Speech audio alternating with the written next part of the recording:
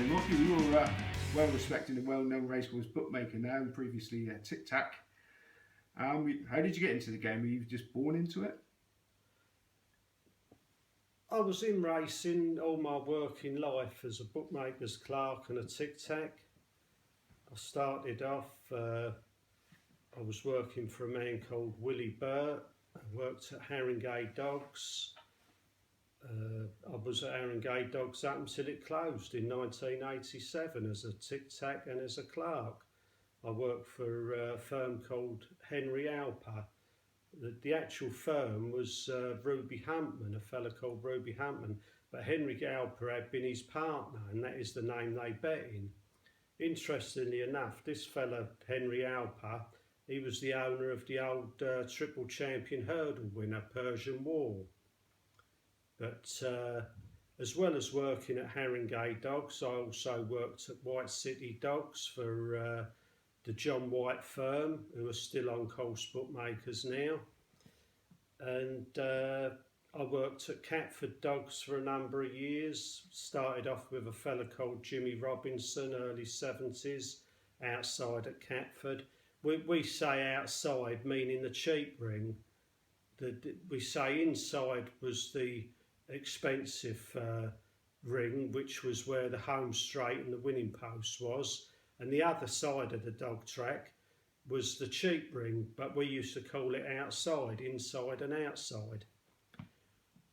In them days, the bookmakers in the cheap rings, they used to have a Tic Tac behind the joint and work off of a man who was inside.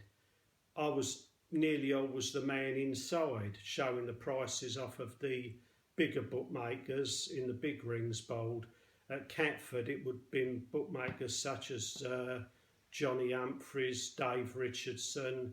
The early days when I worked for Jimmy Robinson, the main bookmakers in the big ring at Catford was a fella called Slips Jackson. Jimmy Gent, he was a director of Crystal Palace Football Club. Two brothers called Sam and Alec Cohen. They were two characters actually, because they used to be the photo finish judges at Catford Dogs. But actually speaking, they wore glasses that were like bulletproof. They were so thick, but they were the photo finish judges. Later years, as I say, the main bookmaker at Catford was a fella called Johnny Humphreys. He owned a few horses in recent years, had quite a bit of success. He was very friendly with Terry Mills, the Epsom trainer, and he had some good horses with Terry Mills. Terry Mills used to come over to Catford Dogs as a punter, and I can remember when he started training racehorses, a lot of people were a bit surprised, but he'd had dogs in the past, and he said, basically, horse and a dog, he said, there's skin and bone and muscle, and he said a lot of it is common sense, how you feed them and get them fit. And he done very well as a trainer at Epsom, Terry Mills. He was a well-known punter though for a number of years. He had a very good business though, Terry Mills. He built sections of the M25. His firm was AJ Ball Aggregate, and laid all the foundations on the M25. I did hear that he originally bought the stables at Epsom to park the lorries up that when he was building that section of the M25. And of course after that all finished up, and he got the flavour of Epsom and training racehorses. One of my biggest memories like that stick in my mind working at Catford, because after Haringey shut, this is after Jimmy Robinson died, Steve Gibbs, who was a racecourse bookmaker, used to bet in the cheap ring at Catford, and he asked me if I'd go and work for him, showing the prices in the big ring. And Ray Deverson, who used to help me at Epsom and Royal Ascot on the relay, when we had a lot of firms in the silver ring, and obviously at Epsom, apart from the silver ring, all the outside. I mean, we had firms at Epsom used to be up as far as Tattenham Corner working off of us. Ray got the job behind the joint for Steve Gibbs, and we were a good team for a number of years there at Catford. What stuck in my mind about Catford though was a particular summer's evening. I'd come back from the races. The bookmakers were just about chalking up the prices for the first race. Dogs had come out the kennels parading. I was putting my white gloves on, and all of a sudden there was a most almighty bang up the top end by the first bend where the turnstiles and main gate were. And when we looked up there, what had happened, a minicab dropping some people at the main entrance, it turned out instead of braking, he hit the accelerator. The car smashed through the main gate, and it actually killed a man and woman who'd just gone through the turnstile and were coming into the dog track. Very sad night that was. Obviously the meeting was cancelled, and very, very tragic really. They were two regular Catford racegoers. The funniest thing I can remember that happened at Haringey Dogs when I was working there. It was a very foggy night. It was touch and go whether the meeting would go ahead. Anyway, they'd run 2 or 3 races, and all of a sudden dogs were in the traps, and the hairdriver was giving the dogs a short hair to give them sight light of the hair because of the fog.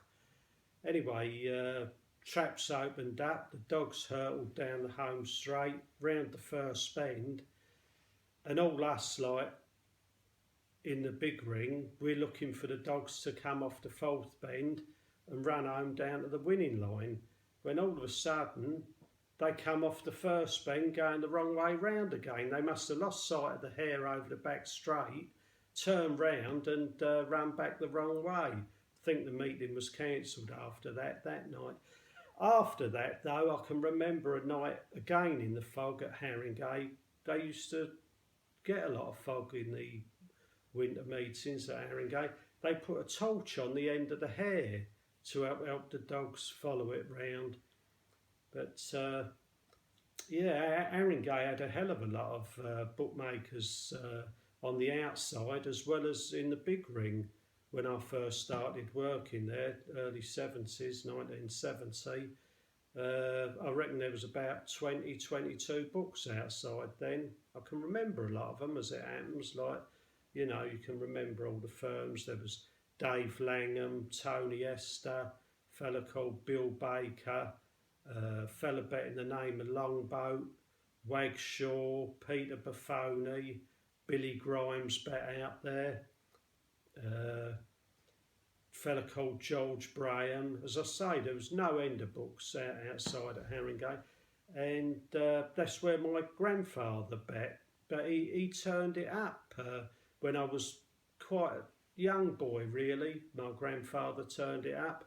They brought in a tax, I think it was 6pence in the pound or something, and he just pulled the tools down one night, and that was the end of it. He didn't want to pay the 6pence in the pound. He turned it up then. I think he bet on the first bend there. A lot of people from round the area he lived bet on the first bend at Haringey. He knew most of them. And obviously when I started working, there was no bookmakers on the bends. They were just like on the home straight or the back straight, you know. But Haringey was never like going to work, actually. It was a laugh a minute there, always joking, and very sad that shut in 1987 because it was a successful track. They used to get a lot of people there. They used to run in the finish Monday, Wednesday and Friday. Always used to be Monday and Friday, but then they put a Wednesday meeting in as well. That wasn't quite as popular as Monday and Friday. When I first started working at the Dogs, it was 8 races, 7:45 to 9:45. So it went very quick, really. I mean, I think the punters liked it as well because the men used to go to the Dogs and last race 9:45, they could get back to the local. Perhaps the missus was in the local Friday night, buy her a couple of drinks, keep her sweet, and you know, I think it was detrimental when they started going to 10 and then 12 races, because you know it was too long and drawn out. I always used to think the punters used to come in the track with the same amount of money in their pocket to play up, whether there was 8 races, 12 races. I know when I finished up at Walthamstow, there was 14 races there on a Saturday night. It's just too much. The type of dogs that were running as well. When there was 8 races, everyone knew the dogs like the back of their hand. They knew their style of running, what led, what finished well.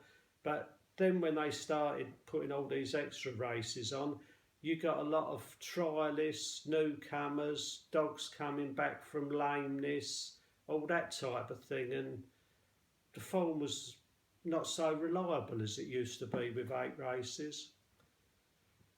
Walthamstow was a tragedy how that shut. That was the most recent one that shut. That shut about 9 years ago, I suppose now, and it was still a thriving dog track.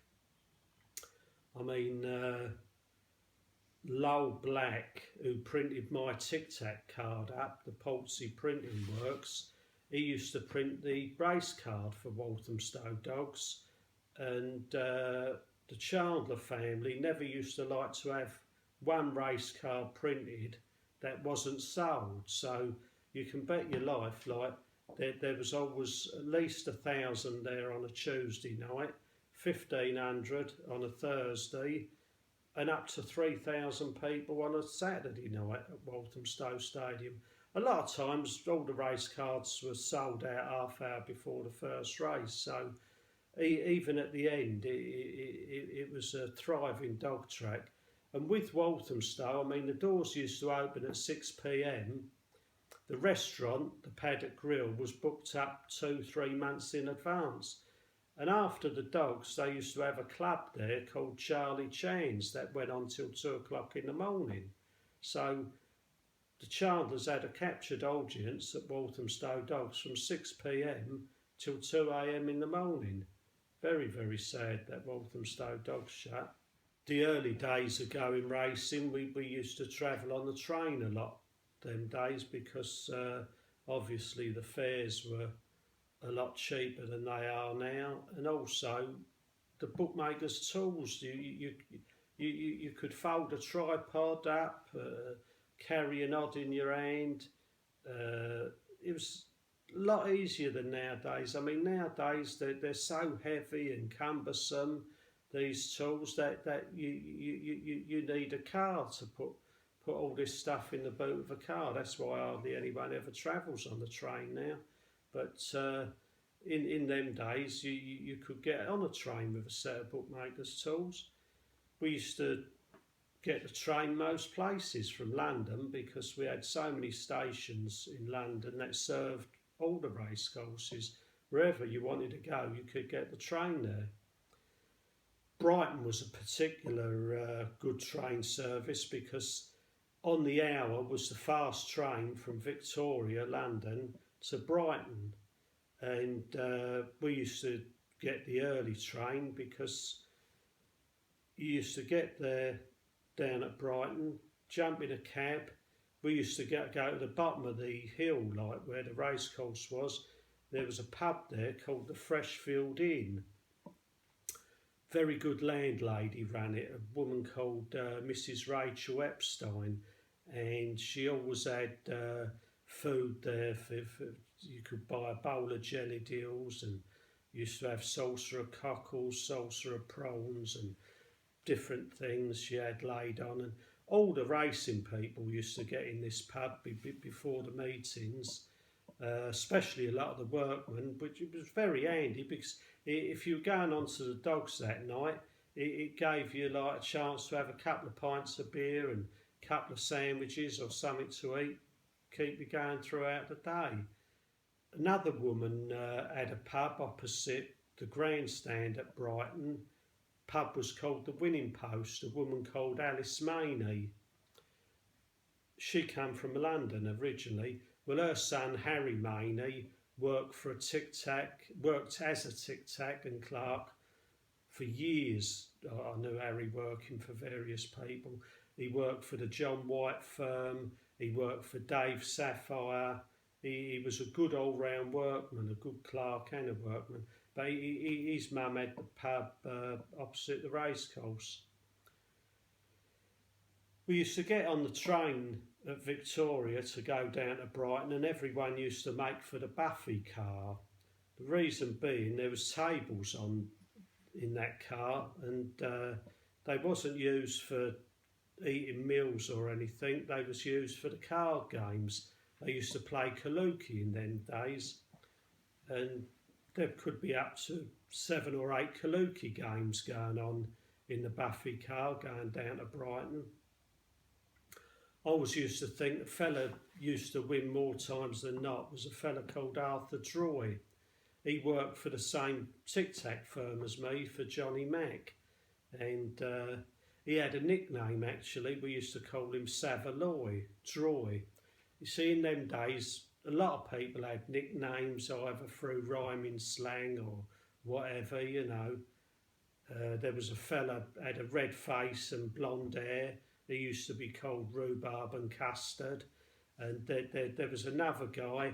He always seemed to be having affairs with married women, this fella. And he got the nickname Housewife's Choice.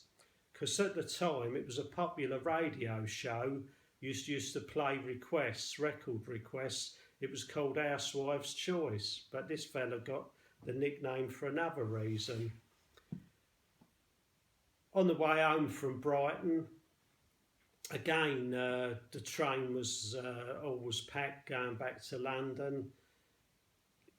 Used to play cards on it again, and a lot of people used to have a drinks. The Buffy car used to sell miniature spirits, cans of beer and everything. And of course, if the bookies had had a good day and topped the workmen up with honours, there was a few songs being sung and jokes being told.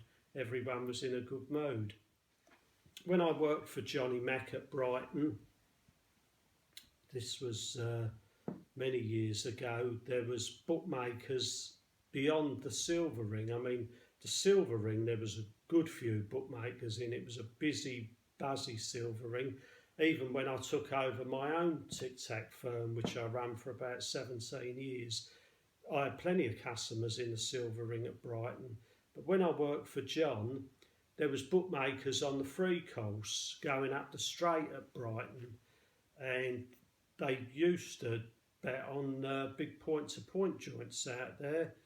John used to have a Tic Tac in the Silver Ring stand, high up in the Silver Ring stand. A fella called Shuffer Allen was a very good Tic Tac, and he had the Silver Ring firms and the firms up the straight. Johnny Mac was on the top of the grandstand, like the Tattersall stand. He had firms opposite the grandstand. There's no bookmakers there now, but there used to be firms bet out there. One particular fella used to work off of us, Mikey Connors, bet in the name of Jack Piper. But there was a fair few firms over that other side, opposite Tattersall's. And then there was all the Tattersall's firms. I used to be on a box on the rails, and like if a firm betting outside on the free course, 3 furlongs from home, wanted a bet, they used to go through the man on the Silver Ring steps. He used to relay the bet to Johnny Mac, and he used to throw it down to me on the rails. I'd have the bet with the rails bookmaker, and then it was returned through John to Shuffer Allen, and then out to the bookmaker outside. Worth having 4 workmen in them days, because you had so many customers. Originally, we used to charge £2 for the Tic Tac card and £5 if you worked. And if you worked, you could do 1 bet or 31 bets through the day. So they got good value out of the Tic Tac firms, the bookmakers. There was 4 Tic Tac firms when I was working. The Johnny Mac firm, which was a blue card. it was white at one time, but then he had a blue coloured card printed up. Mickey Oakey firm, who I'd also worked for a few years, he had a yellow card. Mickey Fingers, who Billy Brown took the firm over when Mickey collapsed at Royal Ascot, about 1980 that was, they was a white card. And when I had my own business, I was a red card.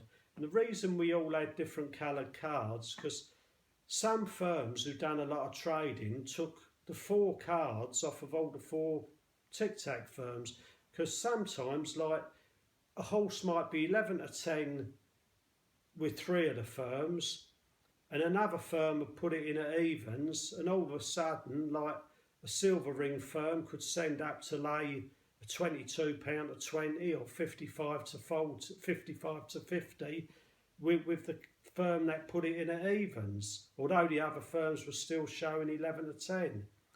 And it was easier for the Tic Tac working for the bookie behind the joint to see, like, the colour of the various cards, who was showing the evens rather than the 11 to 10.